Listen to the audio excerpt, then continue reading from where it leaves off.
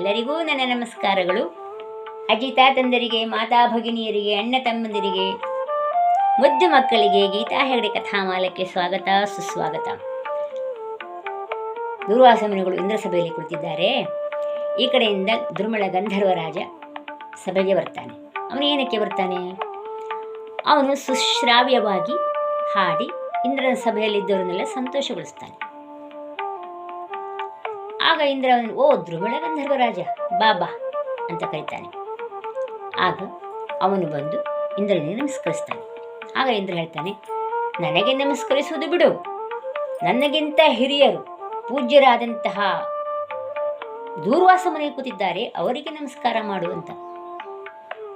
ಆಗ ದ್ರುಮಳ ಹೇಳ್ತಾನೆ, ನಿನಗೆ ನಮಸ್ಕರಿಸುವುದನ್ನು ರೂಢಿ, ಹೋಗಿ ಹೋಗಿ ಆ ಬಡ ಮನೆಯ ನಮಸ್ಕಾರ ಮಾಡುವಂತಿದ್ದೀಯಲ್ಲ ಅಂತ ಹೇಳ್ತಾನೆ. ಆಗ ಇಂದ್ರ, ಬೇಡ ಹಾಗೆ ಹೇಳಬೇಡ, ಅವರು ತಪಸ್ಸನ್ನಾಚರಿಸಿ ಲೋಕ ಕಲ್ಯಾಣಕ್ಕಾಗಿಯೇ ತಮ್ಮ ಜೀವನವನ್ನು ಮುಡಿಪಾಗಿಟ್ಟಂತಹ ಪರಮ ಶ್ರೇಷ್ಠರವರು.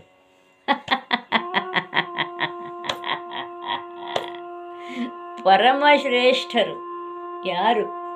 ಅವರು. ನಾವು ಗಂಧರ್ವ ಅಧಿಕಾರಿಗಳು, ನಾವು ಒಳ್ಳೆಯವರಿಗೆ ಗೌರವ ಕೊಡೋದಿಲ್ಲ, ಇಂಥವರಿಗೆ ನಾನು ನಮಸ್ಕರಿಸುವುದ? ನಿಮಗೆ ವಿಷಯ ಗೊತ್ತಿಲ್ಲ, ಅವರ ಯೋಗ್ಯತೆ ಏನು ಗೊತ್ತುಂಟ? ಹೇಳಿಕೊಳ್ಳುವುದಕ್ಕೆ ಅತ್ರಿ ಅನಸೂಯರ ಮಗ, ಆದರೆ ಮಾಡುವುದೆಲ್ಲ ಅನಾಚಾರ, ಹೋದದ್ದೆಲ್ಲ ಬೇಡದ್ದನ್ನೇ ಮಾಡೋದು, ಒಳ್ಳೆಯದನ್ನು ಮಾಡಿಯೇ ಗೊತ್ತಿಲ್ಲ ಅವರಿಗೆ. ಯಾಕೆ ಗೊತ್ತುಂಟ? ಹಿಂದೆ ದುಷ್ಯಂತ ಮಹಾರಾಜ ಬೇಟೆಯಾಡಲಿಕ್ಕೆ ಅಂತ ವನಕ್ಕೆ ಹೋದ. ಮತ್ತೊಂದು ಕಡೆಯಿಂದ ಕಣ್ಣು ಮಹರ್ಷಿಗಳ ಪುತ್ರಿ ಶಕುಂತಲೆ ಸಹ ವನವಿಹಾರಕ್ಕೆ ಹೋದ್ಲು. ಇಬ್ಬರು ಒಬ್ಬರಿಗೊಬ್ಬರು ನೋಡಿದ್ರು. ಶಕುಂತಲ ಅಂತಾಳೆ, ಆಹಾ ಎಷ್ಟು ಚಂದ ಇದ್ದಾರೆ, ಅಯ್ಯೋ ನೋಡಿದ್ರೆ ಮತ್ತೊಮ್ಮೆ ನೋಡಬೇಕು ಅನಿಸ್ತದೆ ಅಂತ ಇವಳು. ಈ ಕಡೆಯಿಂದ ದುಷ್ಯಂತ, ವಾವ್, ರಂಭೆನೇ ಕೆಳಗಿಳಿದು ಬಂದಿದ್ದಾಳ ಅಂತ ಇವನು. ಹಾಗೆ ಅವರೊಬ್ಬರು ನೋಡ್ತಾರೆ, ಮಾತಾಡ್ತಾರೆ, ಪರಿಚಯ ಆಗ್ತಿದೆ. ಪರಿಚಯ ಆದ ನಂತರ ಪ್ರೀತಿ ಉಂಟಾಗ್ತದೆ. ಆಮೇಲೆ ಅವರಿಬ್ಬರು ವಿವಾಹ ಆಗಬೇಕು ಅಂಥೇಳಿ ಮಾತಾಡ್ಕೋತಾರೆ. ಗಾಂಧರ್ವ ರೀತಿಯಿಂದ ವಿವಾಹವನ್ನು ಕೂಡ ಆಗ್ತಾರೆ. ಆ ಕಾಲದಲ್ಲಿ ಒಬ್ಬರಿಗೊಬ್ಬರು ಒಪ್ಪಿದರೆ ಗಾಂಧರ್ವ ರೀತಿಯಿಂದ ಅಂದರೆ ಹಾರವನ್ನು ಬದಲಾಯಿಸಿಕೊಂಡು ಮದುವೆ ಆಗ್ಬೋದಿತ್ತಂತೆ. ಕೊನೆಯವರೆಗೂ ಅವ್ರ ಜೊತೆ ಇರ್ತಿದ್ರು.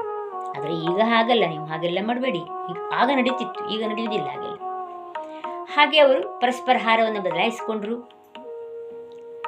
ದುಷ್ಯಂತ ಹೇಳಿದ, ನಿನ್ನನ್ನು ಒಂದು ಒಳ್ಳೆ ಶುಭ ಮುಹೂರ್ತದಲ್ಲಿ ನನ್ನ ಮನೆಗೆ ಕರೆಸಿಕೊಳ್ಳುತ್ತೇನೆ, ಅಲ್ಲಿವರೆಗೆ ನಿನ್ನ ಅಪ್ಪನ ಮನೆಯಲ್ಲೇ ಇರು ಅಂತ ಹೇಳಿ ದುಷ್ಯಂತ ಹೋದ. ಶಕುಂತಲೆ ಏನು ಮಾಡಿದ್ಲು? ಮನೆಗೆ ಹೋದ್ಲು.